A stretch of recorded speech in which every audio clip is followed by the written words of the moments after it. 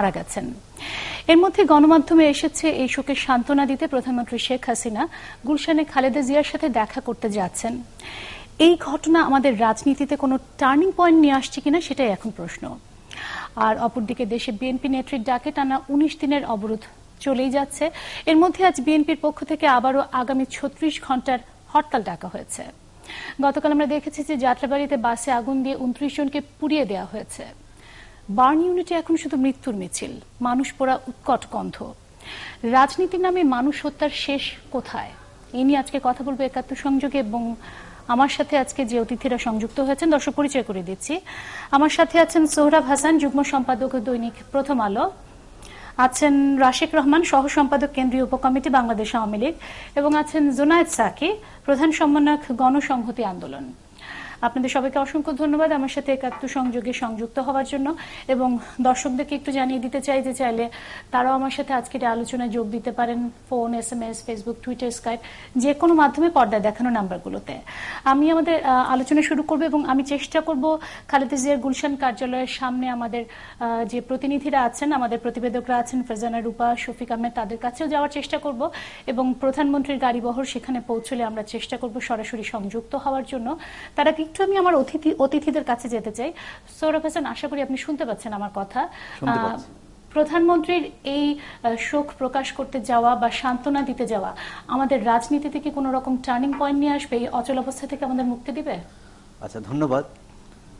তবে এতদিন আমরা জেনেছি রাজনীতি শুধু রাজনীতি এবং পরস্পরের বিরুদ্ধে বিষোদ্গার, পাল্টাপাল্টি অভিযোগ, পাল্টা অভিযোগ এবং একে অপরকে কোন রকমের ছাড় না দেওয়ার যে মানসিকতা, তার থেকে এবং রাজনীতি থেকে যে ব্যক্তিগত আবেগ, অনুভূতি, ব্যক্তিগত সামাজিক সম্পর্ক, সেটাকে যে আলাদা করা যায়। প্রধানমন্ত্রীর বিএনপি নেত্রী খালেদা জিয়ার ছোট ছেলে মারা গেছে, তার জন্য সমবেদনা জানাতে তিনি তার কার্যালয়ে যাবেন। আমি মনে করি এটি রাজনীতিতে কি প্রভাব ফেলবে সেটি না, কিন্তু আমাদের সামাজিক কারণে প্রশ্ন করলাম যে আমাদের রাজনীতিবিদদের মধ্যে সৌহার্দ্যপূর্ণ সম্পর্ক বা কারো প্রতি কারো শোক প্রকাশ, ভালোবাসা বা বিনয় প্রকাশটা আমরা দেখি না। সেই জন্যই বললাম যে এই মুহূর্তে পাশে এসে দাঁড়ানো। এটা কিন্তু সাম্প্রতিক প্রবণতা। অতীতের দিকে যদি আমরা তাকাই, পাকিস্তান আমলে এমনকি স্বাধীনতার পরেও বিশেষ করে বঙ্গবন্ধুর যে তিনি যাদের সঙ্গে রাজনীতি করেছেন, যাদের বিরুদ্ধে রাজনীতি করেছেন এবং বা তার বিরুদ্ধে যারা রাজনীতি করেছেন, ব্যক্তিগত সম্পর্ক কিন্তু অমলিন ছিল এবং ব্যক্তিগত বিপদ আপদে তিনিও যেমন তাদের পাশে দাঁড়াতেন, তারাও কিন্তু তার পাশে দাঁড়াতেন।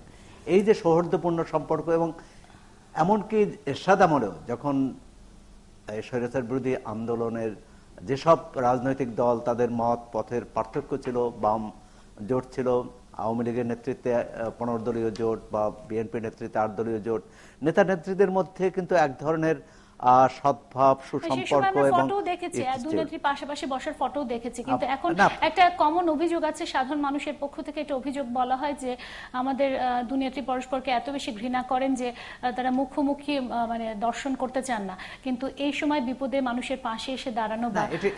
এটি আমি মনে করি যে আমাদের রাজনৈতিক সংস্কৃতির একটি উজ্জ্বল উদাহরণ হয়ে থাকবে যে দেশের প্রধানমন্ত্রী, সাবেক প্রধানমন্ত্রীর সন্তান মারা গেছে, সেই খবর শুনে তাকে সমবেদনা জানাতে গিয়েছেন। এবং এটি আমাদের রাজনীতিতে একটি মানে ভালো খবর আনতে পারে, ভালো ইঙ্গিত দিতে পারে তখনই যদি তারা রাজনৈতিক কর্মসূচি প্রণয়নের ক্ষেত্রে, রাজনৈতিক আচরণের ক্ষেত্রেও যদি এই বিষয়টি বিবেচনায় নেন। আমি আসবো সৌরভ হাসান, ধন্যবাদ আপনাকে, এবং আমি বাকি অতিথিদের কাছেও আসবো, কিন্তু আমি একটু তার আগে যেতে চাচ্ছি গুলশান কার্যালয়ের সামনে খালেদা জিয়ার। সেখানে আমাদের প্রতিবেদক আছেন শফিক আহমেদ। একটু কথা বলে আসি, কি অবস্থা, PM এর গাড়িবহর সেখানে পৌঁছলো কিনা বা তারা কোনো বক্তব্য জানতে পেরেছেন কিনা। শফিক আহমেদ। সামিয়া, আমরা এখানে দেখতে পাচ্ছি এখন পর্যন্ত বিএনপি চেয়ারপারসনের কার্যালয়ের সামনের অংশের যে অবস্থা, তাতে করে আমরা বলতে পারি যে প্রধানমন্ত্রী কিছুক্ষণের মধ্যেই বিএনপি চেয়ারপারসনের কার্যালয়ে আসবেন, সেরকমটির প্রস্তুতি এখানে চলছে। অর্থাৎ প্রধানমন্ত্রী নিরাপত্তার দায়িত্বে থাকা যে আইন শৃঙ্খলা বাহিনী, বিশেষ করে SSF এবং PGR এর যে সদস্যরা, তারা ইতোমধ্যেই বেগম খালেদা জিয়ার কার্যালয়ের সামনের অংশে যে রাস্তা রয়েছে এবং তার কার্যালয়ের চারপাশে যে বাড়ি রয়েছে সেসব জায়গায় তারা নিরাপত্তার স্বার্থে সকল নিরাপত্তা তল্লাশি তারা চালাচ্ছেন এবং তাদের মুখ থেকে আমরা শুনতে পেরেছি যে প্রধানমন্ত্রী কিছুক্ষণের মধ্যেই বেগম খালেদা জিয়ার কার্যালয়ে আসবেন, সে কারণেই তারা এই নিরাপত্তার তল্লাশি চালাচ্ছেন। এবং বিএনপি চেয়ারপারসনের কার্যালয়ের ভেতরে থাকা আমরা সংবাদকর্মীরা ছাড়াও বিএনপি চেয়ারপারসনের প্রেস সচিব মারুফ কামাল খান তিনি বলেছেন যে বেগম খালেদা জিয়ার ছোট ছেলে আরাফাত রহমান কোকোর যে মৃত্যুর সংবাদ, সেই সংবাদের খবরে প্রধানমন্ত্রী হয়তোবা তাদের কার্যালয়ে আসতে পারেন, সেরকম খবর তিনিও শুনেছেন। জানতে চাইছি শফিক আহমেদ, আমি একটা বিষয় একটু জানতে চাইছি, মারুফ কামাল খান উনি কি বলেছেন যে কিছু মানে খালেদা জিয়া কি প্রধানমন্ত্রীর সাথে দেখা করবেন বা তার এই মুহূর্তে মানসিক অবস্থা কি, এই সমস্ত কিছু বলেছেন? দেখুন, এই বিষয়টি তিনি নিশ্চিত করে কিছু বলেননি, অর্থাৎ তিনি তখনও জানতেন না, তিনিও আমাদের মতো শুনেছেন। তবে দ্বিতীয় তলায় যেহেতু খালেদা জিয়া অবস্থান করছেন এবং সেখানে রয়েছে তার ব্যক্তিগত একান্ত সহকারী শামসুর রহমান শিমুল বিশ্বাস সহ বিএনপির জাতীয় স্থায়ী কমিটির বেশ কয়েকজন সিনিয়র সদস্য সেখানে রয়েছে। মারুফ কামাল খান তিনি কার্যালয়ের নিচতলা থেকে বেগম খালেদা জিয়ার কক্ষে গিয়েছেন, হয়তোবা সেখান থেকে তিনি কিছুক্ষণের মধ্যেই বের হবেন এবং তাদের দিক থেকে অর্থাৎ বিএনপির দিক থেকে ইতিবাচক যে মনোভাবের কথা এর আগে বিএনপির উপস্থিত নেতাকর্মীরা কার্যালয়ে যারা রয়েছেন তারা দেখিয়েছিলেন, সে বিষয়টি তার কাছ থেকে হয়তোবা জানা যাবে। বিএনপির পক্ষ থেকে একটা ইতিবাচক মনোভাব আপনি দেখেছেন প্রধানমন্ত্রী আসার ব্যাপারে, আপনি বললেন যেটি বিএনপির পক্ষ থেকে প্রধানমন্ত্রীর আগমন উপলক্ষে কোন রকম প্রস্তুতি আছে কি? দেখুন, বিএনপি চেয়ারপারসন কার্যালয়ের ভেতরে আমরা দেখেছি যে বিএনপি চেয়ারপারসনের যে সিকিউরিটি ফোর্স সিএসএফ এর সদস্যরা তারা তাদের প্রস্তুতি, অর্থাৎ তাদের বেগম খালেদা জিয়ার কার্যালয়ের মূল যে ফটক রয়েছে সেখানে তাদের যে গাড়ি ছিল বেগম খালেদা জিয়ার ব্যবহৃত গাড়ি, সেই গাড়ি কিন্তু সরিয়ে ফেলা হয়েছে কার্যালয়ের বাইরে থাকা। তবে কার্যালয়ের ভেতরে থাকা গাড়িটি এখন পর্যন্ত সরানো হয়নি। তবে কার্যালয়ের বেগম খালেদা জিয়ার এই কার্যালয়ে প্রধানমন্ত্রী আসবেন সেরকমটি বেগম খালেদা জিয়া যারা নিরাপত্তা দায়িত্বে নিয়োজিত রয়েছেন সিএসএফ এর সদস্যরা, তারা কিন্তু সেরকমটি তাদের তৎপরতা আমরা লক্ষ্য করেছি। আমি অ্যাকচুয়ালি খালেদা জিয়ার নিরাপত্তার দায়িত্বে যারা আছেন তাদের কথা জানতে চাইছি না, আমি জানতে চাইছি বিএনপির নেতাকর্মীদের মনোভাবের কথা। দেখুন, বিএনপির নেতাকর্মীরা যারা এই বিষয়ে সরাসরি কোনো বক্তব্য এখন পর্যন্ত, বিশেষ করে বিএনপি যারা স্পোকসম্যান, বিএনপি চেয়ারপারসনের মনোভাব বা বিএনপি চেয়ারপারসনের যারা সিদ্ধান্ত জানান, তাদের কারো সাথেই আমাদের এখন পর্যন্ত কথা হয়নি। অর্থাৎ তার কক্ষে যাবার আগে কেবলমাত্র মারুফ কামাল খান, যিনি বিএনপি চেয়ারপারসনের প্রেস সচিব, তিনি জানিয়েছেন যে তিনিও শুনেছেন, তিনি বিষয়টি জানার জন্য বেগম খালেদা জিয়ার কক্ষে প্রবেশ করেছেন। তিনি কিছুক্ষণের মধ্যে হয়তোবা নেমে আসবেন, তারপরেই আমরা জানতে পারবো যে প্রধানমন্ত্রী আসবার বিষয়ে বিএনপি চেয়ারপারসনের মনোভাব বা বিএনপি নেতারা যারা সিনিয়র নেতারা কার্যালয়ের ভিতরে বেগম খালেদা জিয়ার কক্ষে রয়েছেন তাদের মনোভাব সম্পর্কে আমরা জানতে পারবো। এই পর্যন্ত আরাফাত রহমান কোকো মারা যাওয়ার পর এই পর্যন্ত খালেদা জিয়ার পক্ষ থেকে আপনারা কোন রকম যোগাযোগ হয়েছে কারোর সাথে, কোনো সাংবাদিকদের সাথে? দেখুন, সাংবাদিকদের সাথে আমাদের দ্বিতীয় তলায় যাবার সুযোগ কম, কারণ বিএনপির প্রচুর পরিমাণ নেতা এবং 20 দলীয় জোটের নেতারা কর্মীরা আজকে কার্যালয়ে এসেছেন এবং কার্যালয়ের দ্বিতীয় তলায় শুধুমাত্র বিএনপির যারা সিনিয়র নেতা রয়েছেন তাদেরকে আজকে অনুমতি দেওয়া হচ্ছে বেগম খালেদা জিয়ার সাথে দেখা করবার জন্য। এর বাইরে বেগম খালেদা জিয়ার নিকট আত্মীয় যারা রয়েছেন তারা বেগম খালেদা জিয়ার সাথে সাক্ষাৎ করেছেন এবং তারা বেরিয়ে দুজন এরকম দেখা করা দুজন নেতা আমাদের সাথে কথা বলেছেন।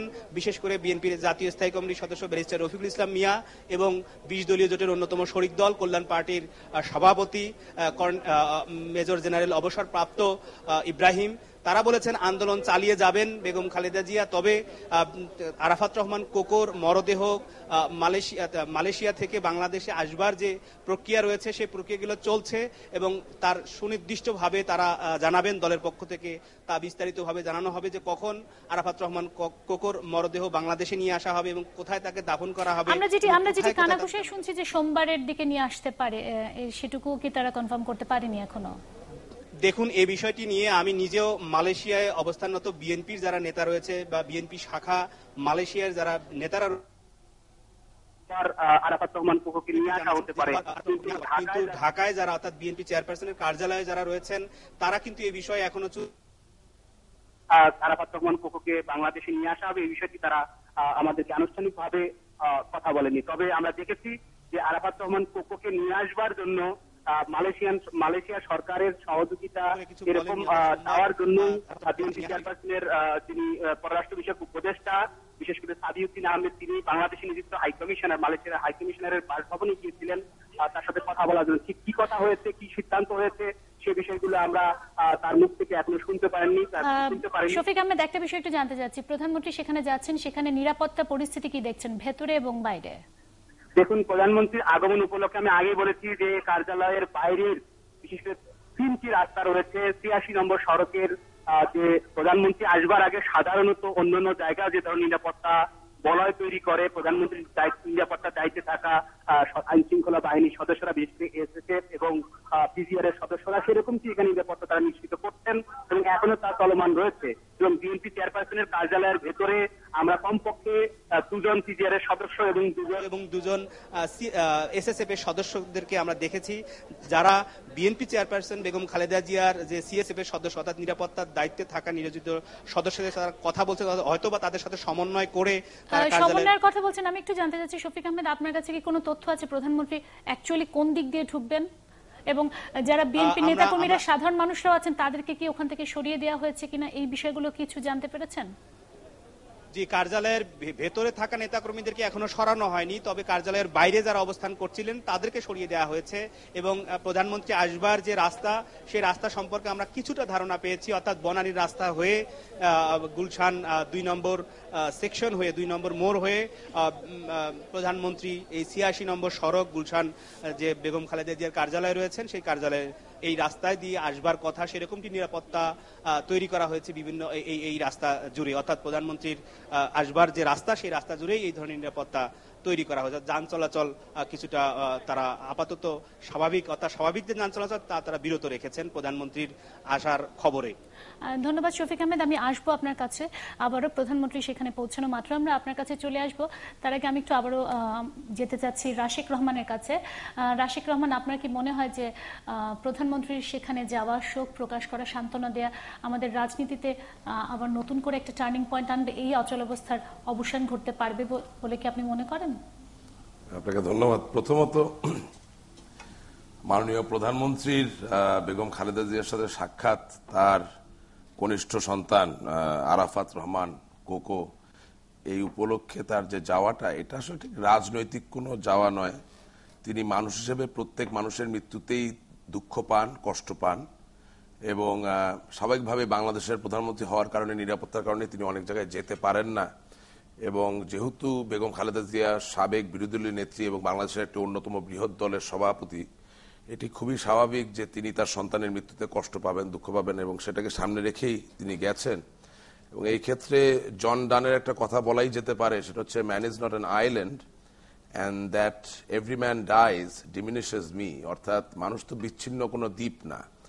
যে কোনো মানুষ মৃত্যুবরণ করলে, রাজনৈতিক জওয়ান আমরা জানি তিনি শোক প্রকাশ করতে যাচ্ছেন, কিন্তু এত তীব্র বিরোধিতাপূর্ণ সম্পর্ক যেখানে, সেখানে পাশে এসে দাঁড়ানো কি আমাদের আসলে কোন রকম ভালো একটা ইঙ্গিত দিবে কিনা? ওই জায়গাটাতে যাচ্ছিলাম। সেটা হচ্ছে, এই কথাটার মর্মার্থ হচ্ছে ওটাই যে আমরা বিচ্ছিন্ন কেউ না, আমাদের ভিতরে বিরোধিতা থাকতে পারে, আন্দোলন থাকতে পারে, সবই থাকতে পারে, তারপরে সন্তান হারানোর যে কষ্ট, এই গত প্রায় 20 দিন ধরে অকাতরে বাংলার অনেক মা তার সন্তানকে হারিয়েছেন, এবং এই সন্তান হারানোর যে কষ্টটা, এটা সবার জন্যই আমার ধারণা সমান, এটা তুলনা করাও যায় না। সেই প্রেক্ষাপট থেকে জননেত্রী শেখ হাসিনা গিয়েছেন, এবং তিনি যে সকলের জন্য বেদনা অনুভব করেন, এটা নিশ্চয়ই আগামী দিনের রাজনীতিতে ইতিবাচক একটা ভূমিকা নিয়ে আসবে, এবং একই ধরনের প্র্যাকটিস আমরা অন্যান্য রাজনৈতিক নেতৃবৃন্দের কাছ থেকেও আশা করি।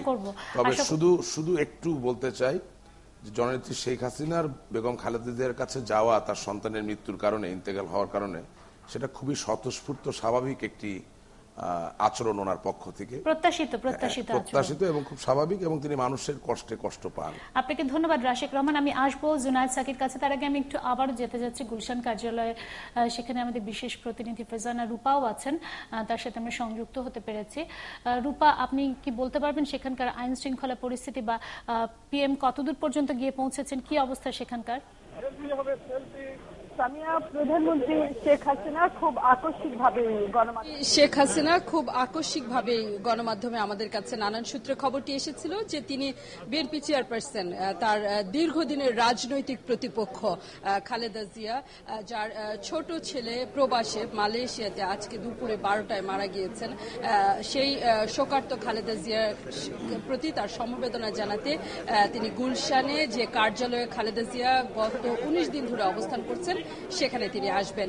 তারপর থেকে স্বাভাবিক প্রক্রিয়াতে আপনি জানেন যে প্রধানমন্ত্রীর কোথাও যাওয়া মানে বিশাল একটি নিরাপত্তার আয়োজন। তারই অংশ হিসেবে শুরুতে তার নিরাপত্তা বাহিনীর সদস্যরা এখানে আধা ঘন্টা আগে এসে পৌঁছায় প্রথম দফায়, তারপর দফায় দফায় আসলে নিরাপত্তা বাহিনীর সদস্যরা পুরো এই যে 86 নম্বর রোডের গুলশানের খালেদা জিয়ার কার্যালয়টিকে ঘিরে সব ধরনের নিরাপত্তার আয়োজন সম্পন্ন করে এনেছে। স্পেশাল সিকিউরিটি ফোর্স SSF, যেটি প্রধানমন্ত্রী এবং ভিভিআইপিদের নিরাপত্তার কাজে নিয়োজিত থাকে, সেই সদস্যের বহরও এখানে এসে পৌঁছেছে। তারা এরই মধ্যে কিন্তু বাসাটির চারপাশ ঘিরে তাদের অবস্থান পোক্ত করেছে। বাসার ভেতর নিরাপত্তা বাহিনীর সদস্যরা এই মুহূর্তে আছেন। তবে আপনি জানেন বাসার বাইরে বিএনপির নেতাকর্মীদের কিরকম দেখছেন? তাদেরকে কি সরিয়ে দেওয়া হয়েছে আপাতত? বিএনপির নেতা কর্মীরা রাস্তার উল্টো দিকে লাইন করে লম্বা হয়ে দাঁড়িয়ে আছেন, তারা সেখানে অবস্থান নিয়ে আছেন। তবে বরাবর যেমনটা সাধারণ নিয়মে হয় যে প্রধানমন্ত্রীর সফরকে ঘিরে পুরো রাস্তাটিকে খালি করে ফেলা হয় বা দীর্ঘ একটি জায়গা জুড়ে কোনো মানুষকে দাঁড়াতে দেওয়া হয় না, অবস্থান করতে দেওয়া হয় না। এখানে আমার ধারণা একটি শোকের পরিবেশ বিবেচনা করে পরিস্থিতি কিছুটা শিথিল করেছে আইন শৃঙ্খলা রক্ষাকারী বাহিনী। আমরা দেখতে পাচ্ছি যে যারা বিএনপির নেতাকর্মী আগে থেকে এখানে ছিলেন, আত্মীয় স্বজনরা তো ভেতরে গিয়েছেন, নেতাকর্মীরা রাস্তার উল্টো দিকে তাদের দাঁড়ানোর সুযোগ দিয়েছেন সেনাবাহিনী এবং সকল নিরাপত্তা বাহিনীর সদস্যরা, এবং তাদের সাথে একটি ব্যারিকেড তৈরি করে আসলে প্রধানমন্ত্রীর নিরাপত্তার আয়োজন চূড়ান্ত করা হয়েছে। আপনি যেটি জানতে চাচ্ছেন, রূপা একটু জোরে কাইন্ডলি কথা বলবেন, কারণ এত ভিড়ের মধ্যে আওয়াজটা আসলে আমার কাছে স্পষ্ট আসছে না। আমি আরেকটা বিষয় একটু জানতে চাইছিলাম রূপা, প্রধানমন্ত্রীর সাথে আপনার কাছে কি কোনো তথ্য আছে প্রধানমন্ত্রীর গাড়ি বহরের সাথে বা প্রধানমন্ত্রীর সাথে কারা কারা আসছেন সেখানে? আমি প্রধানমন্ত্রীর আসবার আগে আমার কাছে যে খবর আছে তাতে এখন পর্যন্ত প্রধানমন্ত্রী শেখ হাসিনা গণভবন থেকে যাত্রা শুরু করেননি। ধারণা করছি যে কোনো সময় হয়তো তার গাড়িবহর গুলশানের উদ্দেশ্যে রওনা হবে। তার আগে আমি দেখেছি, আপনি জানেন কবরী সারোয়ারকে, তিনি ঢুকছিলেন এই বিএনপি কার্যালয়ের ভেতরে। বিএনপির নেতাকর্মীদের বাইরে এর আগে কিছুক্ষণ আগে এসেছিলেন ব্যারিস্টার রফিকুল হক, তিনি ভেতরে এসে খালেদা জিয়ার সঙ্গে দেখা করতে পেরেছেন কিনা সে বিষয়ে আসলে তিনি আমাদের সঙ্গে কোনো কথা না বলে চলে গিয়েছেন। এবং আগে থেকে আমরা যেটি জানতে পেরেছি যে খালেদা জিয়া কিন্তু তার থাকবার ঘর হিসেবে দোতলার যে ঘরটি ব্যবহার করছিলেন সেখানে দরজা বন্ধ করে নিজের মতো সময় কাটাচ্ছেন। এবং আমরা যেটি জানতে পেরেছি, ছোট ছেলের মারা যাবার খবর পাওয়ার পর থেকে কিন্তু তিনি কারোর সাথে কোনো কথাও বলেননি। এই হচ্ছে গোটা পরিস্থিতিটি। সামিয়া, বিস্তারিত জানবার জন্য আবার নিশ্চয় রূপা যাবার আগে আমি একটি তথ্য জানতে চাচ্ছি। আপনি বলেছেন যে খালেদা জিয়া দরজা বন্ধ করে আছেন, তিনি এখন পর্যন্ত কারোর সাথে দেখা করেননি, এবং শফিক আহমেদ আমাদেরকে বলেছেন যে খালেদা জিয়ার সাথে প্রধানমন্ত্রীর দেখা হবে কিনা সে বিষয়ে তিনি কোনো তথ্য জানেন না। আপনি কি এই বিষয়ে কোনো তথ্য জানেন? সামিয়া, আমরা যেটি জানতে পেরেছি, ভেতরে অবস্থানরত খালেদা জিয়ার ব্যক্তিগত কর্মকর্তাদের মারফত বেলা 12:30টায় খালেদা জিয়ার দুই ভাইয়ের স্ত্রী শামীম ইস্কান্দার এবং সাইদ ইস্কান্দারের স্ত্রী দুইজন হঠাৎ করে খালেদা জিয়ার এই গুলশান কার্যালয়ে আসেন। সেই মুহূর্তে তিনি সকালের হরতাল কর্মসূচি চূড়ান্ত করবার পর সময় কাটাচ্ছিলেন। ঠিক সেই সময় তার দুই ভাইয়ের স্ত্রী তার কাছে আসেন। তারা কারোর সঙ্গে কথা না বলে দোতলায় খালেদা জিয়ার কাছে চলে যান এবং সেখানে তারা যখন এই খবর দেন, প্রথমে খালেদা জিয়া কিছুক্ষণ এই খবর এই তথ্যটি রূপা, এই তথ্যটি আমরা জানি। আমি জানতে চাইছিলাম যে আপনি কি কোনোভাবে কোনো তথ্য পেয়েছেন যে খালেদা জিয়া দোতলা থেকে নামবেন কিনা বা প্রধানমন্ত্রীর সাথে দেখা করবেন কিনা? করতে দেন তাহলে আমার ধারণা আপনি কিছুটা ধারণা পাবেন। তারপর থেকে খালেদা জিয়া আর তার নিজের থাকবার ঘরের বাইরে আসেননি। নিজের থাকবার ঘরের বাইরে আসেননি, এটি আমাদের কাছে চূড়ান্ত খবর। এখন প্রধানমন্ত্রী আসবার পর তিনি দরজা খুলবেন কিনা একেবারেই সেটি তার ব্যক্তিগত সিদ্ধান্ত। সামিয়া, আপনাকে ধন্যবাদ রূপা। আপনার কাছে আমরা প্রধানমন্ত্রী যাওয়ার পর আবারও যাব, যখনই প্রধানমন্ত্রী পৌঁছাবেন সেখানে আমরা যাব। আমি একটু জুনায়েদ সাকির কাছে জানতে চাচ্ছি, জুনায়েদ সাকি কি বলবেন? না, ধন্যবাদ আপনাকে। আসলে বিএনপি চেয়ারপারসন বেগম খালেদা জিয়ার ছোট ছেলে আরাফাত রহমান কোকোর মৃত্যুতে নিশ্চয়ই তিনি এবং তার পরিবারের সদস্যরা, তার গুণগ্রাহীরা শোকাহত, এবং প্রধানমন্ত্রী সেখানে দেখা করতে যাচ্ছেন, সমবেদনা জানাবেন। এই বিষয়টি আসলে এটাই স্বাভাবিক সঙ্গত হওয়ার কথা, কেননা মানে আমরা একটা সমাজে বসবাস করি এবং সমাজের ভেতরেই রাজনীতি হয়, কিন্তু সমাজের কতগুলো নিয়ম থাকে, প্রথা থাকে, যে যে যে অখণ্ড নিয়ম এবং প্রথার মধ্যেই আমরা বসবাস করি, তার মধ্যেই রাজনীতিটা চলে। ফলে রাজনৈতিক সংস্কৃতিতে এই যে মৃত্যু, জন্ম, অনেকগুলো ঘটনা, অনেকগুলো বিষয় আছে মানুষের সমাজের, যে বিষয়গুলো যেগুলো প্রত্যেকটি সমাজে একটা পরম্পরা ধরে কতগুলো প্রথা তৈরি হয়, এবং সেদিক থেকে এই যে স্বাভাবিক সঙ্গত ব্যাপার যে মানে প্রত্যেকটা মৃত্যুই মানুষের মৃত্যু তার পরিবারের জন্য বেদনার, এবং সেই বেদনাহত হওয়া অন্যের জন্য, সেটা একটা স্বাভাবিক সঙ্গত সংস্কৃতি।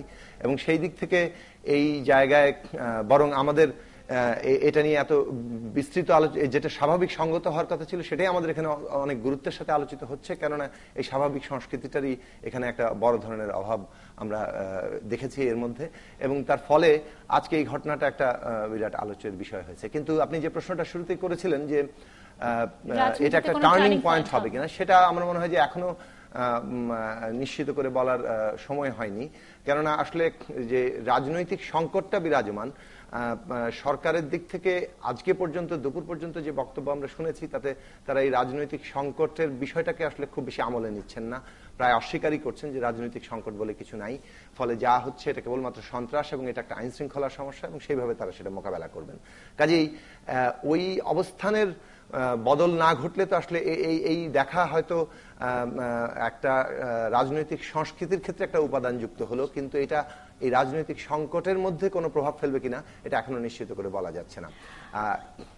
রাজনৈতিক সংকটের মধ্যে প্রভাব ফেলবে কিনা এখন নিশ্চিত করে বলা যাচ্ছে না। তবে যেটা বলা দরকার সেটা হচ্ছে মানুষ কিন্তু আশা করেন যে এই রাজনৈতিক সংকটের উদ্যোগও প্রধানমন্ত্রী যেভাবে সমবেদনার জানানোর উদ্যোগ নিয়েছেন সেটা মানুষ ইতিবাচক ভাবেই দেখবেন, কিন্তু একই সাথে তিনি রাজনৈতিক সংকটেরও সমাধানের উদ্যোগ নেবেন, কেননা তিনি প্রধানমন্ত্রী দায়িত্বে আছেন। কারণ আমাদের যে সাধারণ মানুষের একটা প্রশ্ন ছিল, মানুষ প্রতিদিন মৃত্যু হচ্ছে, মানুষের আগুনে পুড়ে মারা যাচ্ছেন, বার্ন ইউনিটে যে সেখানে আমার প্রশ্ন প্রত্যেকটা মৃত্যুই বেদনার, প্রত্যেকটা মৃত্যুই শোকের। দেশে এত মানুষ মারা যাচ্ছে, পুড়ে যাচ্ছে, পুরো দেশটাকে আমরা বলছি বার্ন ইউনিটে পরিণত হয়েছে, সেখানে অনেক মানুষের বাবা মা ভাই বোন সন্তান মারা যাচ্ছে, সেই ক্ষেত্রে আসলে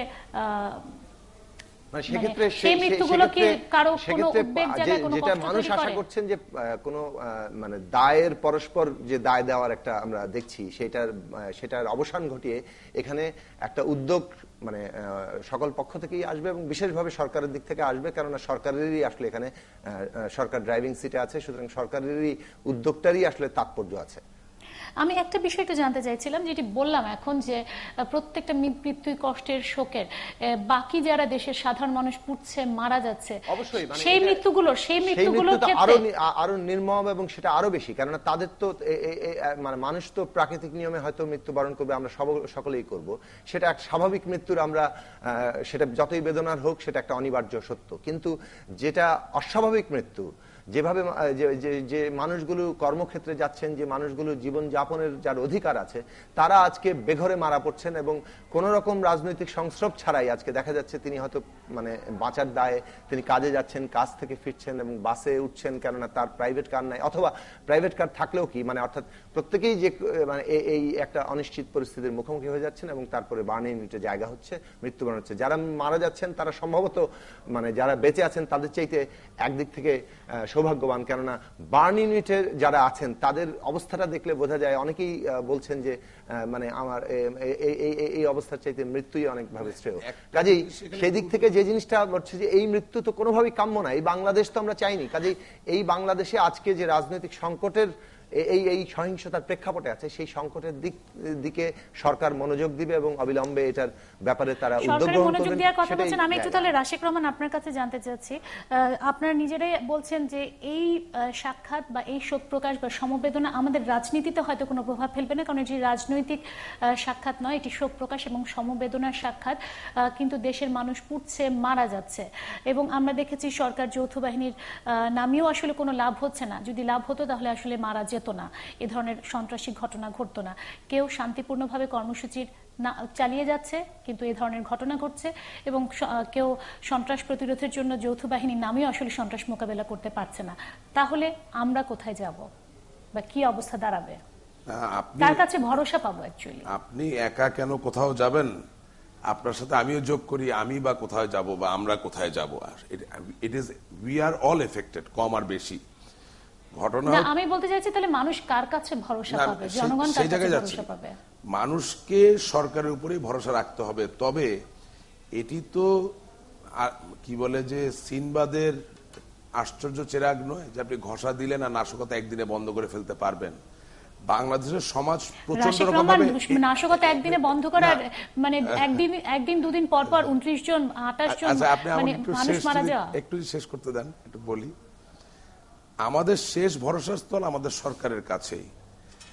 এটি এত ইন্টারটুয়াইন্ড একটা সোসাইটি এবং 17 কোটি মানুষের দেশ, সেখানে আমাদের আইন শৃঙ্খলা রক্ষাকারী বাহিনীর সাইজ, আকার আকৃতি এই তুলনায় এত ছোট যে এই ধরনের নাশকতা তো বাংলাদেশে ঐতিহাসিকভাবে 2013 থেকে 2014 সাল ছাড়া আর এখন এই সময় ছাড়া আর কখনোই হয়নি। আমাদের পূর্বের রাজনীতিতে দেখবেন যে রাজনৈতিক প্রতিপক্ষ সংঘাতে লিপ্ত হয়েছে, সেখানে হত্যা হয়েছে। অথবা আপনি দেখবেন যে এরশাদ বিরোধী আন্দোলনের সময় পুলিশের সাথে সংঘর্ষ হয়েছে, সেখানে কেউ শহীদ হয়েছেন। কিন্তু সাধারণ মানুষকে পেট্রোল দিয়ে অগ্নিদগ্ধ করে মারার যে ট্রেন্ড, এটা অতি নতুন একটি ট্রেন্ড। এবং কিন্তু রাশেক রহমান, আপনার কথা সূত্র ধরেই বলি, আপনি বলছেন আমাদের আইন শৃঙ্খলা বাহিনীর মানে সংখ্যা এত কম বা সক্ষমতা নিয়ে তাহলে প্রশ্ন উঠে। তাহলে আমাদের সরকারের সক্ষমতা নিয়ে প্রশ্ন উঠে না? সক্ষমতা নিয়ে প্রশ্ন উঠে না, কারণ এটা সরল রেখা অথবা ঐকিক নিয়মের অঙ্কের মতো করে দেখলে হবে না। যারা প্রাণ হারিয়েছেন, এটা মর্মান্তিক ঘটনা, এটা কখনোই হওয়া উচিত না, কখনোই হওয়া উচিত না। তবে আমি আপনাকে এতটুকু বলতে পারি যে বাংলাদেশের পুলিশ বাহিনী এবং বিজিবি এবং অন্যান্য আইন শৃঙ্খলা রক্ষাকারী বাহিনী, গোয়েন্দা সংস্থারা যদি সক্ষমতার সাথে কাজ না করতেন তাহলে এই মৃত্যুর হার আরো অনেক অনেক বেশি হতো। কখনোই এই মৃত্যুকে আমরা সমর্থন করি না, এটা গ্রহণযোগ্য নয়, এটিকে বন্ধ করতেই হবে। আমি যেটা আপনাকে বলতে চাচ্ছি সেটা হচ্ছে, যারাই নাশকতা করছেন, অর্থাৎ আজকে প্রধান বিরোধী শক্তি জামায়াতে ইসলামী এবং জাতীয়তাবাদী দল, তারা কিন্তু এই নাশকতার সৃষ্টি করছেন। রাশেক রহমান, আমি একটু দুঃখিত আপনাদের কথা মাঝখানে একটু থামাচ্ছি, কারণ আমাকে একটু আবারও যেতে হচ্ছে গুলশান কার্যালয়ে। সেখানে শফিক আহমেদ আছেন, কারণ খালেদা জিয়ার বিশেষ সহকারী শিমুল বিশ্বাস বোধহয় কিছু প্রেস ব্রিফিং করেছেন বা কিছু বলেছেন। আমি একটু শফিক আহমেদের সাথে কথা বলবো টেলিফোনে। শফিক আহমেদ, কি বলেছেন শিমুল বিশ্বাস? দেখুন সামিয়া, এর আগে আপনি আপনার অনুষ্ঠানে জানতে চেয়েছিলেন বারবার করে যে বেগম খালেদা জিয়ার দিক থেকে প্রধানমন্ত্রীর আসার বিষয়ে কি মনোভাব, কি বিষয়, সে বিষয়গুলো নিয়েই মূলত কথা বলেছেন কিছুক্ষণ আগে আমাদের সাথে বেগম খালেদা জিয়ার বিশেষ সহকারী শামসুর রহমান শিমুল বিশ্বাস। তিনি পরিষ্কার ভাবে বলেছেন, আমাকে একটু আরেকবার বলবেন, আমি শুনতে পাইনি কিছু আসলে। বেগম খালেদা জিয়ার মনোভাব সম্পর্কে এর আগে আপনি বলেছিলেন, জানতে চেয়েছিলেন যে প্রধানমন্ত্রী যে আসছেন সে বিষয়ে বেগম খালেদা জিয়া বা গুলশান বিএনপি চেয়ারপারসনের কার্যালয়ের কি মনোভাব, সে মনোভাবের একটু আগেই তারা মনোভাব প্রকাশ করেছেন। তারা বলছেন বেগম খালেদা জিয়া তার ছোট ছেলে আরাফাত রহমান কোকো মৃত্যুজনিত কারণে বেগম খালেদা জিয়া অসুস্থ হয়ে পড়ায় তিনি গভীরভাবে শোকাহত, সে কারণে তাকে ইনজেকশন দিয়ে ঘুম পাড়িয়ে রাখা হয়েছে। সে কারণে বেগম খালেদা জিয়ার পক্ষ থেকে আপাতত প্রধানমন্ত্রীর সাথে সাক্ষাৎ হচ্ছে না। তবে বেগম খালেদা জিয়া সুস্থ হলে তারা প্রধানমন্ত্রীর কার্যালয়ের সাথে কর্মকর্তাদের সাথে যোগাযোগ করে তারা আবারও বেগম খালেদা জিয়ার পক্ষ থেকে প্রধানমন্ত্রীকে আসবার অনুরোধ করবেন। আর বেগম খালেদা জিয়ার কার্যালয়ে সহানুভূতি জানার জন্য প্রধানমন্ত্রীকে আসতে চেয়েছিলেন, সেজন্য বিএনপি চেয়ারপারসনের বিশেষ সহকারী শামসুর রহমান শিমুল বিশ্বাস প্রধানমন্ত্রীকে ধন্যবাদ জানান এবং তিনি বলেন যে আজকে বেগম খালেদা জিয়া যে ধরনের পরিস্থিতির মধ্যে রয়েছেন, সেই পরিস্থিতিতে বেগম খালেদা জিয়া এখন ঘুমাচ্ছেন, অর্থাৎ তার তার তার শোকের যে পরিস্থিতি, সেই পরিস্থিতি তাকে আরো ঘুম পাড়িয়ে রাখা হয়েছে ইনজেকশন দিয়ে। যেমনটি বলেছেন বেগম খালেদা জিয়ার বিশেষ সহকারী, তিনি কিছুক্ষণ আগেই। শফিক আহমেদ, ওখানে কি ডাক্তার আছেন? দেখুন, এর আগে চিকিৎসকরা গতকাল এসেছেন। আজকে আমরা এই ভিড়ের মধ্যে, অর্থাৎ এত নেতাকর্মী, এত মানুষ এসেছে দলীয় জোট বিএনপির, এর মধ্যে কোন চিকিৎসক এসেছিলেন কিনা সে বিষয়ে কিন্তু আমরা এখনো বলতে পারবো না, কারণ হয়তো আমরা খোঁজ নেওয়ার চেষ্টা করছি যে ওনাকে যে ঘুম পাড়িয়ে রাখা হয়েছে ইনজেকশন দিয়ে, সে বিষয়ের সর্বশেষ পরিস্থিতি কি বা আসলে কি ধরনের পরিস্থিতি, সে বিষয়গুলো হয়তোবা আমরা জানবার চেষ্টা করব। তবে এখন পর্যন্ত এখানে যে পরিস্থিতি ছিল, যে প্রধানমন্ত্রী আসবার জন্য সার্বিক পরিস্থিতি, অর্থাৎ সার্বিক যে আইন শৃঙ্খলা বাহিনীর যে নিরাপত্তা, বিশেষ করে স্টেট এবং পিজিআর এর সদস্যদের নিরাপত্তা ব্যবস্থা তারা নিশ্চিত করার জন্য, সেই বিষয়টি কিন্তু এখনো চলছে। তাহলে প্রধানমন্ত্রী কি যাচ্ছেন, সেই খবর কি কিছু আছে? প্রধানমন্ত্রীকে কথা শোনার পর কি যাচ্ছেন? দেখুন, সে বিষয়টি আসলে আমি প্রধানমন্ত্রীর কার্যালয় বা প্রধানমন্ত্রী যারা আমাদের সংবাদকর্মীদের সাথে যোগাযোগ রাখেন, বিশেষ করে তার প্রেস সংবাদ সংশ্লিষ্ট শাখার তাদের সাথে আমরা সেটি খোঁজ নেওয়ার চেষ্টা করছি। তাহলে আমরা সেটি খোঁজ নেওয়ার চেষ্টা করেছি এবং আপনি বলছেন যে যেহেতু খালেদা জিয়া বলেছেন, খালেদা জিয়ার বিশেষ সহকারী শিমুল বিশ্বাস বলেছেন যে খালেদা জিয়া এখন মানসিকভাবে দুর্বল অবস্থানে আছেন, তাকে ইনজেকশন দিয়ে ঘুম পাড়িয়ে রাখা হয়েছে বলে তার বিশেষ সহকারী জানিয়েছেন। আপনাকে ধন্যবাদ শফিক আহমেদ। আপনি যদি আরো কোনো তথ্য পান আমাদেরকে দিবেন। আমি একটু চেষ্টা করি ফারজানা রূপার সাথে সংযুক্ত হওয়ার। আমি জানি না ফারজানা রূপা আমাদের সাথে আমার কথা শুনতে পাচ্ছেন কিনা। ফারজানা রূপা, শুনতে পাচ্ছেন? রূপা, আমরা শুনতে পেলাম যে খালেদা জিয়া এখন দেখা করবেন না, তাকে ঘুম পাড়িয়ে রাখা হয়েছে। প্রধানমন্ত্রীর দপ্তর থেকে কোনো রকম তথ্য আছে, তিনি কি আসবেন এরপরও? প্রধানমন্ত্রী তো পথে আছেন। যখন শিমুল বিশ্বাস ভেতরে ব্রিফ করছিলেন, তার আসলে 15 মিনিট আগে আমরা নিশ্চিত হয়েছিলাম যে প্রধানমন্ত্রীর গাড়ি ঘরটি রওনা হয়েছে, এবং আমরা ধারণা করছি যে কোনো মুহূর্তে আসলে এই গাড়ি ঘরটি গুলশানে বিএনপি কার্যালয়ের সামনে এসে পৌঁছবে। এবং এখন পর্যন্ত বিএনপির কাউকে আমরা বাইরে দেখতে পাইনি যে প্রধানমন্ত্রীকে স্বাগত জানানো বা তাকে গ্রহণ করবার জন্য। আওয়ামী লীগের দুজনকে দেখতে পাচ্ছি যারা বাইরে অবস্থান করে আছেন, এবং যথারীতি করা স্বাভাবিক সাধারণ যে প্রধানমন্ত্রী নিরাপত্তা বহর, সেরকম নিরাপত্তা আয়োজনই এখানে চূড়ান্ত করা হয়েছে। সামিয়া, আপনাকে ধন্যবাদ। শফিক আহমেদ, আমি আপনার কাছে আবারও আসছি। আমরা রূপার কাছে এইমাত্র তথ্য পেলাম যে প্রধানমন্ত্রীর গাড়িবহর রওনা দিয়েছে। আমরা জানি না কখন এসে পৌঁছাবেন বা মাঝপথে কোনো রকম ডিসিশন চেঞ্জ হবে কিনা। শিমুল বিশ্বাস আর কি বলেছেন? দেখুন, শিমুল বিশ্বাস কিছুক্ষণ আগে যে বক্তব্য দিয়েছেন, সেই বক্তব্যে কিন্তু পরিষ্কারভাবে তিনি বলেছেন যে বিএনপি চেয়ারপারসনের সাথে আজকে বিএনপি চেয়ারপারসন বেগম খালেদা জিয়া প্রধানমন্ত্রীকে সাক্ষাৎ দিচ্ছেন না, কারণ তার যে মানসিক অবস্থা, সেই মানসিক অবস্থার কারণে তাকে ইনজেকশন দিয়ে ঘুম পাড়িয়ে রাখা হয়েছে। সে কারণে আজকে সাক্ষাৎ হচ্ছে না প্রধানমন্ত্রীর সাথে সাবেক প্রধানমন্ত্রী বেগম খালেদা জিয়ার। সেই বিষয়টি নিশ্চিত করে বলেছেন তার একান্ত সহকারী শামসুর রহমান শিমুল বিশ্বাস। তবে বাইরের যে পরিস্থিতি, সেই পরিস্থিতি কিন্তু এখনো চলমান রয়েছে। অর্থাৎ বেগম খালেদা জিয়ার কার্যালয়ে প্রধানমন্ত্রী আগমন উপলক্ষে যে ধরনের নিরাপত্তা বাহিনী আসবার কথা, নিরাপত্তা তল্লাশি হওয়ার কথা, সেই তল্লাশি এসএসএফ এর সদস্য এবং পিজিআর এর শফিক, আমরা যতদূর জানতে পেরেছি যে প্রধানমন্ত্রী ইতিমধ্যে রওনা দিয়ে দিয়েছেন। আপনি সেক্ষেত্রে যদিও খালেদা জিয়া এখন দেখা করবেন না, কিন্তু বাকি যারা আছেন আর কে কে আছেন বা প্রধানমন্ত্রী সেখানে পৌঁছলে আসলে কি ধরনের মানে কারা থাকবেন সামনে, সেটি কিছু বলতে পারবেন? ইতোমধ্যেই শফিক, শুনতে পাচ্ছি না। চেষ্টা করেন। হ্যাঁ হ্যাঁ হ্যাঁ হ্যাঁ হ্যাঁ শফিক বলুন, শুনতে পাচ্ছিলাম না। সামিয়া, আপনি যদি আমার ক্যামেরার ফুটেজ দেখে আপনি বুঝতে পারেন, তাহলে প্রধানমন্ত্রী যে গাড়িবহর তা কিন্তু ইতোমধ্যেই ইতোমধ্যে বেগম খালেদা জিয়ার কার্যালয়ের সামনের অংশে গাড়িবহরের ছবি আমরা ক্যামেরায় দেখতে পাচ্ছি।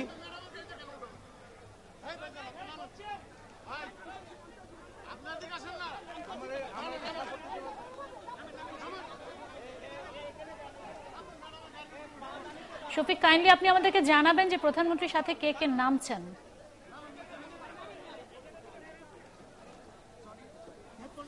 শফিক আমাদেরকে জানিয়েছেন এবং আমরাও দেখতে পাচ্ছি যে প্রধানমন্ত্রী গাড়িবহর ইতোমধ্যে খালেদা জিয়ার গুলশান কার্যালয়ের সামনে পৌঁছে গেছে।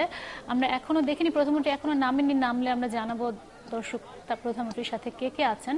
এবং আমাদের সাথে শফিক আহমেদও আছেন এবং প্রচুর ভিড় দেখতে পাচ্ছি। যদিও বলা হয়েছিল যে একটা নিরাপত্তা বেষ্টনীর মধ্যে রাখা হয়েছে, কিন্তু যেহেতু একটা শোকের পরিস্থিতি তাই সেইভাবে খুব বেশি আসলে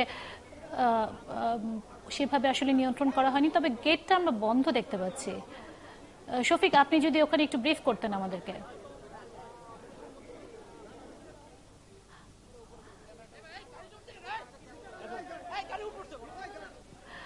আপনারা জানেন যে দর্শক ইতিমধ্যেই খালেদা জিয়ার বিশেষ সহকারী শিমুল বিশ্বাস তিনি জানিয়েছেন যে খালেদা জিয়া মানসিকভাবে আসলে এখন ঠিক সেই অবস্থানে নেই, তিনি দুর্বল, তাকে চিকিৎসকরা ইনজেকশন দিয়ে ঘুম পাড়িয়ে রেখেছেন এবং তিনি এখন প্রধানমন্ত্রীর সাথে দেখা করতে চান না। পরবর্তীতে তারা প্রধানমন্ত্রীর দপ্তরের সাথে যোগাযোগ করে সাক্ষাতের ব্যাপারে কথা বলবেন, কিন্তু এই মুহূর্তে আসলে কিছু জানানো হয়নি। আমরা দেখি প্রধানমন্ত্রী নামার পর কে কে আছেন প্রধানমন্ত্রীর সাথে, বা প্রধানমন্ত্রী সাক্ষাৎ হবে না জানার পরও আসলে কি করবেন, বা বিএনপির পক্ষ থেকে কোন কোন নেতা কর্মীরা আছেন, একটু আমরা ফুটেজগুলো দেখার চেষ্টা করি।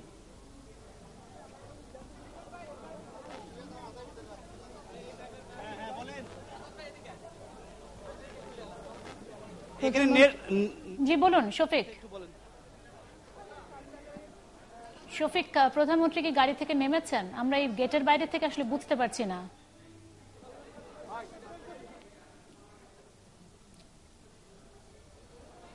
দেখুন, আমরা ছবিতে দেখার চেষ্টা করছি, অর্থাৎ বেগম খালেদা জিয়ার কার্যালয়ের যে মূল ফটক রয়েছে সেখানে প্রধানমন্ত্রীর গাড়িবহর ইতোমধ্যে এসে পৌঁছেছে।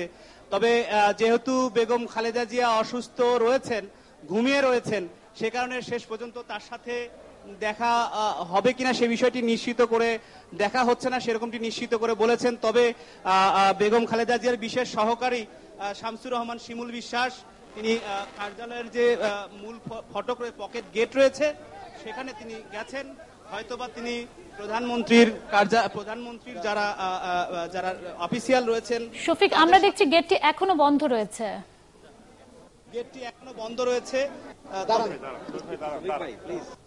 এখন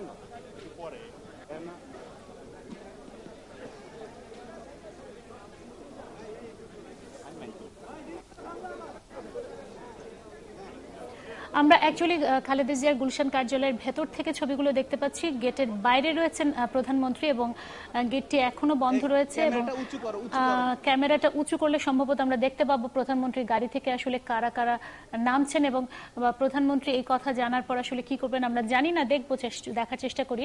এবং সেখানে বোধহয় শিমুল বিশ্বাস গেটের কাছে যে পৌঁছেছেন। শফিক, আপনি আমাদেরকে বলবেন কি যে গেটটা কি খুলে দেওয়া হবে কিনা, বিএনপির নেতাকর্মীরা কি বলছেন? দেখুন, গেটের সামনে অর্থাৎ গেটের কার্যালয়ের ভেতরের যে গেট, সেই গেটের সামনেই দাঁড়িয়ে আছেন শামসুর রহমান শিমুল বিশ্বাস। তবে আমি এখন পর্যন্ত শিল্পমন্ত্রী আমির হোসেন আমুর ছবি দেখেছি। তিনি কি বলছেন খালেদা জিয়া সাক্ষাৎ করবেন না, কিন্তু গেটটা কি খুলে দেওয়া হবে না? সে বিষয়টি আসলে আমরা জানতে পারি। শফিক, কি শুনতে পাচ্ছেন?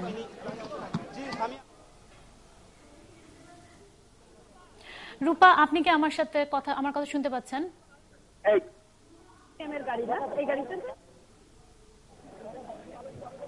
ফারজানা, রূপা, আপনি যদি শুনতে পান, আপনি নিশ্চয়ই গেটের ওপারে আছেন।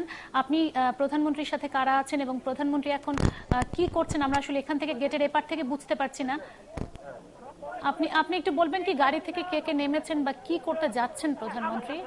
প্রধানমন্ত্রী শেখ হাসিনা এখানে এসে পৌঁছেছেন। তার গাড়িটি 1.5 থেকে 2 মিনিট ধরে এই গেটের সামনে অবস্থান করে আছে এবং যেটি বেরিয়ে যাওয়ার পথ, সেই পথে আসলে আস্তে আস্তে আগাচ্ছে এবং প্রধানমন্ত্রীর যারা কর্মকর্তা আছেন তারা হয়তো প্রধানমন্ত্রীকে নিয়েছেন যে প্রধান আমার সঙ্গে আছে। রূপা, শুনতে পাচ্ছি না। প্রধানমন্ত্রীর সাথে কে কে আছেন? প্রধানমন্ত্রী কি গাড়ি থেকে নেমেছেন না গাড়ির ভেতরে আছেন? আমরা শুনতে পাইনি আসলে স্পষ্ট করে।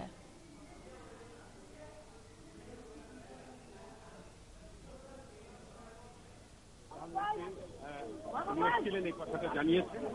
এখন ওনাকে জানানো হয়েছে যে উনি নাকি দেখা করবেন না। আমরা গেটের খালেদা জিয়ার গুলশান কার্যালয়ের ভেতর থেকে ছবিগুলো দেখছি। প্রধানমন্ত্রী তিনি এসেছিলেন এবং শফিক আহমেদ, আমরা ফারজানা রূপাকে এই মুহূর্তে এখনো পাইনি। গেটের ভেতর থেকে শিমুল বিশ্বাস, তিনি কি বলছেন? হ্যালো, শফিক,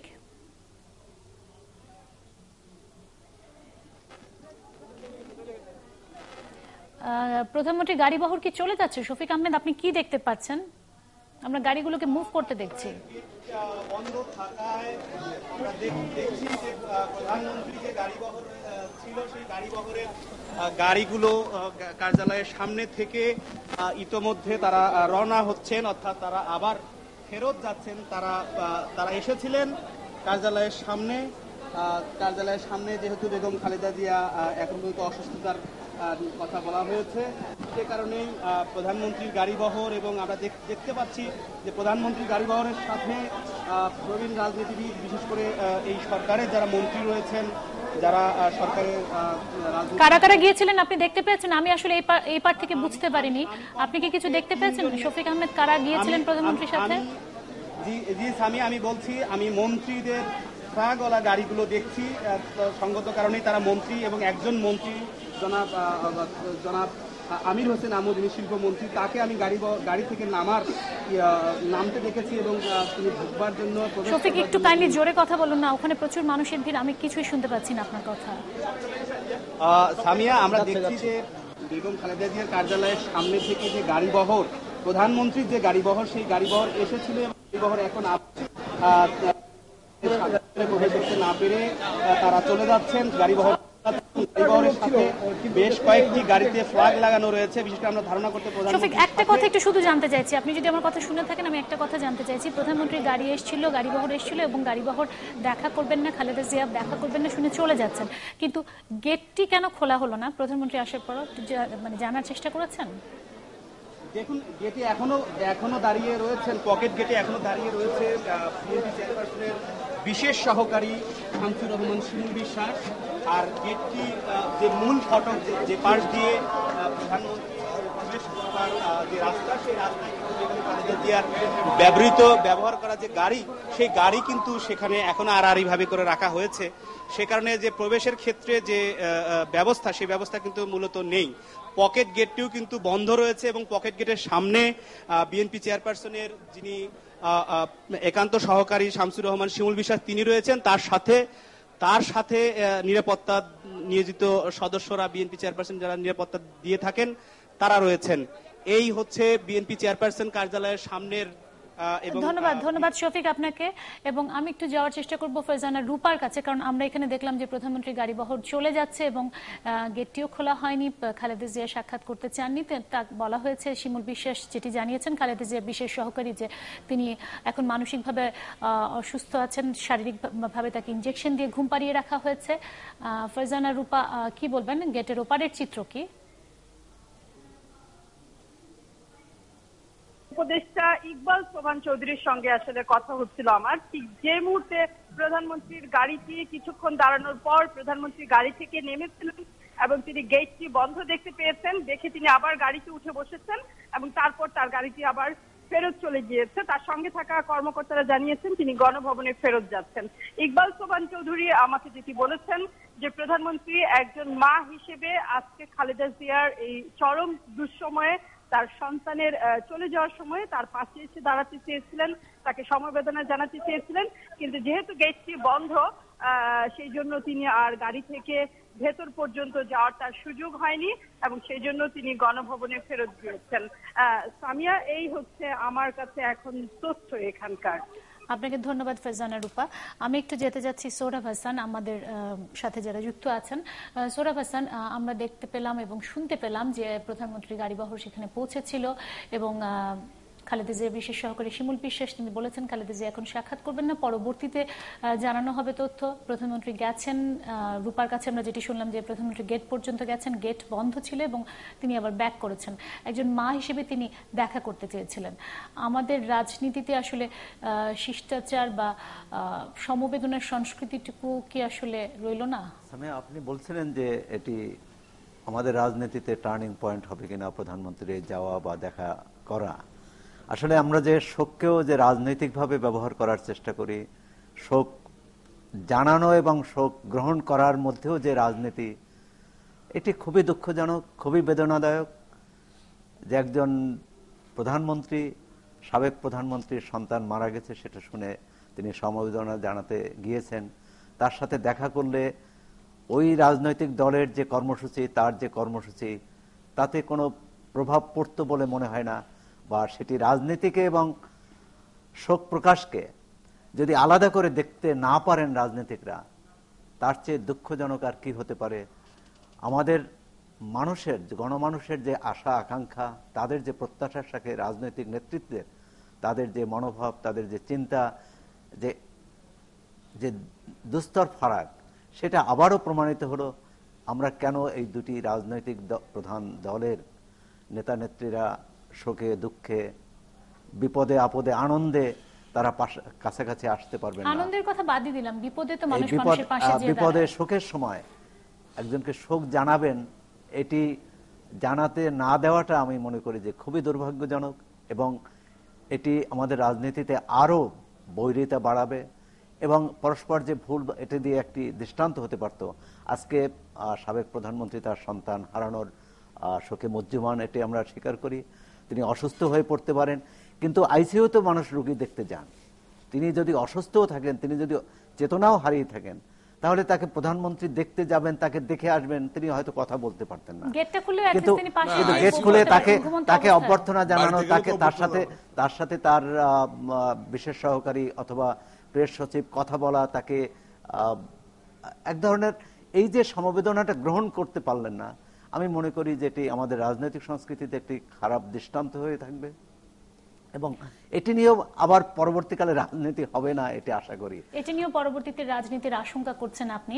আমি আসবো রাশেক রহমান এবং জোনায়েদ স্যারকে আপনাদের কাছে, যে এটি নিয়েও পরবর্তীতে রাজনীতিতে আসলে কতটা খারাপ হবার সম্ভাবনা আছে, আর কি খারাপ হতে পারে আমাদের রাজনীতি আমি জানি না। আমি একটু ফারজানা রূপার কাছে আবারও যেতে চাই। ফারজানা রূপা, আপনি যদিও বলেছেন যে ইকবাল সোবহান চৌধুরীর সাথে আপনার কথা হয়েছে এবং তিনি বলেছিলেন যে প্রধানমন্ত্রী মা হিসেবে, একজন মা হিসেবে দেখা করতে গিয়েছিলেন, কিন্তু তিনি বোধহয় সাংবাদিকদেরকেও বোধহয় কিছু বলেছেন, কিছু বলবেন কি?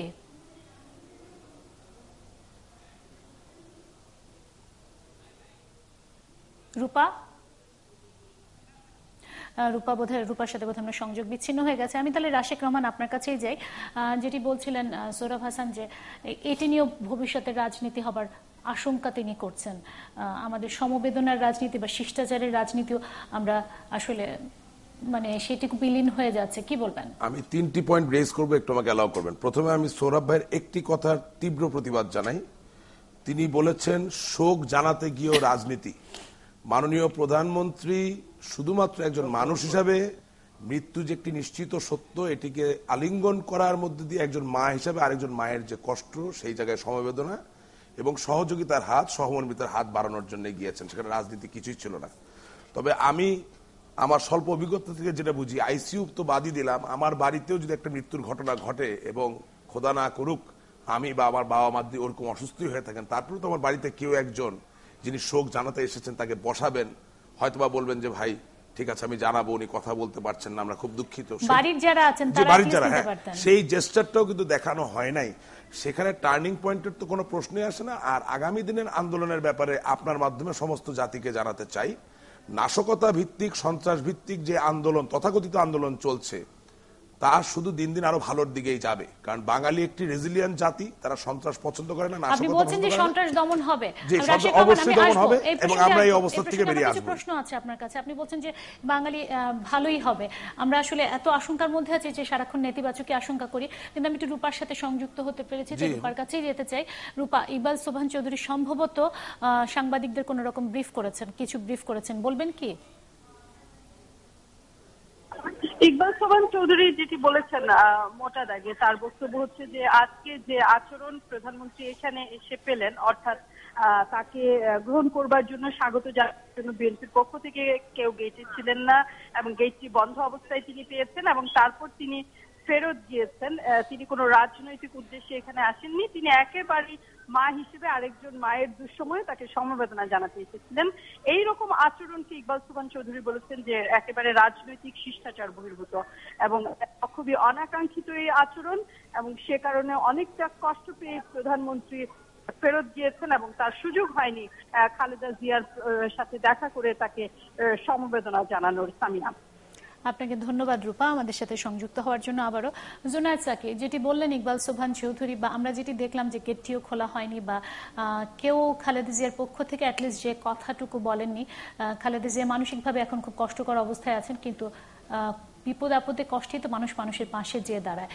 যেটি বলেছেন যে শিষ্টাচারের মানে বহির্ভূত ব্যাপার, কি বলবেন?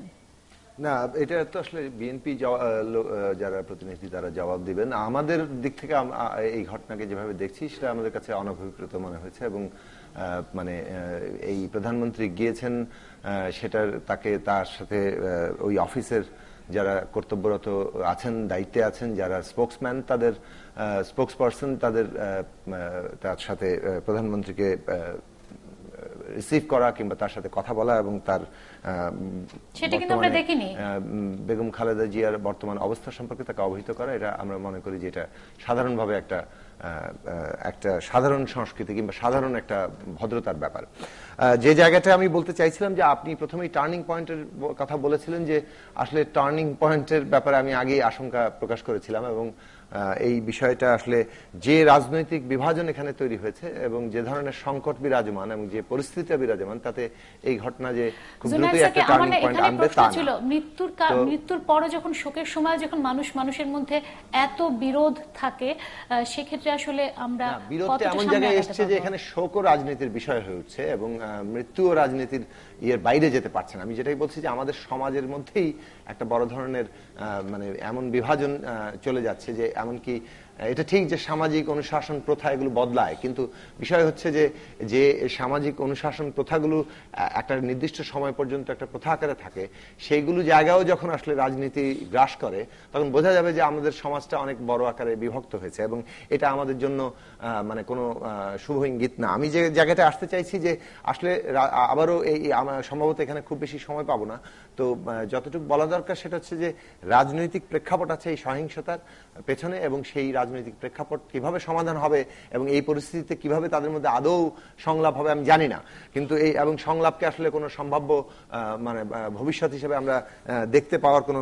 সম্ভাবনা আপাতত দেখা যাচ্ছে না। কিন্তু তারপর যেটা আমি মানে বলছি যে এই যে একদিকে আন্দোলনের মধ্যে যে সহিংসতা আমরা হচ্ছে দেখছি, তাতে মানুষ মারা যাচ্ছেন, আবার অন্যদিকে সরকার যে পদ্ধতিতে এটাকে মোকাবেলা করতে যাচ্ছে, যেটার কথা একটু আগে রাশেক রহমান বললেন, যে আইন শৃঙ্খলা বাহিনী দিয়েই এটা কেবলমাত্র মোকাবেলা করা যাবে। আইন শৃঙ্খলা বাহিনী দিয়ে এটা মোকাবেলা করা পুরোপুরি যাবে বলে আমি মনে করি না, কেননা আইন শৃঙ্খলা বাহিনীর সদস্য সংখ্যা কম না, আইন শৃঙ্খলা বাহিনীর সদস্য সংখ্যা কম, এটা দিয়ে আসলে এইটা ঠিকবে না। আপনি প্রতি মানুষ অনুযায়ী যদি একজন আইন শৃঙ্খলার সদস্য তৈরি করেন, তারপরেও এই সমস্যার আসলে সমাধান হবে না। কাজেই এইটা আইন শৃঙ্খলার সমস্যা কেবল নয়, এটা একটা রাজনৈতিক সমস্যা। এই স্বীকৃতিটা এখানে প্রতিষ্ঠিত হওয়া দরকার এবং তার ভিত্তিতে, এবং এটা ইতিমধ্যে প্রতিষ্ঠিত ছিল, এটা আওয়ামী লীগের দিক থেকে সরকারের দিক থেকে এই মুহূর্তে যেভাবে এটাকে অস্বীকার করা হচ্ছে সেটা খুব অসুবিধাজনক। এটা হয়তো তাদের রাজনৈতিক কৌশল, কেননা রাজনৈতিক সংকটের প্রশ্ন আসলে 5 জানুয়ারি নির্বাচন আসবে, বাংলাদেশের ক্ষমতা হস্তান্তরের শান্তিপূর্ণ পথের প্রশ্ন আসবে, গণতন্ত্রের প্রশ্ন আসবে, এবং আজকে বাংলাদেশের গণতন্ত্র যে কারণে সংকটাপন্ন। মানবাধিকার পরিস্থিতির কথা বলেন জোনায়েদ সাকি, আমার একটা প্রশ্ন আছে মানবাধিকার সংগঠনগুলো নিয়ে। আমার হাতে যদিও আর সময় নেই, কারণ আমরা সংবাদ সংযোগে ঢুকে যাব, কিন্তু তার আগে আমার একটা প্রশ্ন আছে। আমরা আইন শৃঙ্খলা বাহিনী দিয়ে পরিস্থিতি যদিও মোকাবেলা করতে পারছি না এবং মানবাধিকার সংগঠনগুলো বিরোধী দলের উপর দমন পীড়নের অভিযোগ আনছে, কিন্তু এই যে এত মানুষ মারা যাচ্ছে, পড়ে যাচ্ছে, সেই ক্ষেত্রে মানবাধিকার সংগঠনগুলো সোচ্চার হচ্ছে না কেন? কাকে প্রশ্ন করছেন? আমাকে? রাশেক রহমান আপনি বলুন, বা জুনায়েদ সাকি। আমি একটু এই জায়গায় বলি। প্রথম কথা, জুনায়েদ ভাইকে আমি একটু রিইটারেট করতে চাই, আমি শুধুমাত্র পুলিশ দিয়ে আমি করার কথা বলিনি, জনগণ এবং রাজনৈতিকভাবে সকলের সম্পৃক্ত থাকতে হবে। তবে আমি শুধু বলতে চাচ্ছি, যেহেতু বিএনপি এবং জামাত আগেও সরকারে ছিল, তারা খুব ভালোভাবে জানে যে সরকারের আসলে ধারাবাহিক দুর্বলতা কোনগুলো। তার মধ্যে আইন শৃঙ্খলা কিন্তু একটি, এটা বহু বছর ধরে চলে এসেছে এবং ঠিক ওই জায়গায় তারা নাশকতা সৃষ্টি করছে যাতে সরকারকে অ্যাপারেন্টলি দুর্বল মনে হয় এবং আপনার মতো আমার মতো সাধারণ মানুষ যারা আছে তারা হঠাৎ করে বলেই বসে যে এত নাশকতার থেকে আসুন আমরা সমঝোতা করি। কিন্তু কিসের সাথে সমঝোতা? ইভেলের সাথে রাশিক রহমান, আপনাকে অপশক্তির ধন্যবাদ, সাথে, আপনাকে সেটা হচ্ছে ধন্যবাদ। প্রশ্ন। রাশিক রহমান, সমঝোতা আপনাকে করার ধন্যবাদ। জন্য করা যাবে না, আমাদেরকে বুঝে শুনে দেশের যাতে ভালো হয়, জাতির ভালো হয়, সেই সব আপনাকে ধন্যবাদ রাশিক রহমান। আমার হাতে আর সময় নেই, আসলে আমার হাতে আর সময় নেই। আমরা চেষ্টা করব সংযোগের সাথে আবারও সংযুক্ত হওয়ার জন্য, কিন্তু আমাকে একাত্ম সংযোগ এখন আমাকে শেষ করে দিতে হচ্ছে। ধন্যবাদ আপনাদেরকে, রাশিক রহমান, সোহরাব হাসান এবং জুনায়েদ সাকি। আমরা চেষ্টা করব আপনাদের সাথে আবারও সংবাদ সংযোগে সংযুক্ত হওয়ার জন্য, কারণ দর্শককে এখন সংবাদ সংযোগ নিয়ে আমরা আসব এবং একাত্ম সংযোগ আমাকে এখন শেষ করতে হচ্ছে। আজকের মতো শেষ করছি, ধন্যবাদ সবাইকে। মামলা নিয়ে সরকার বিরোধী আন্দোলনে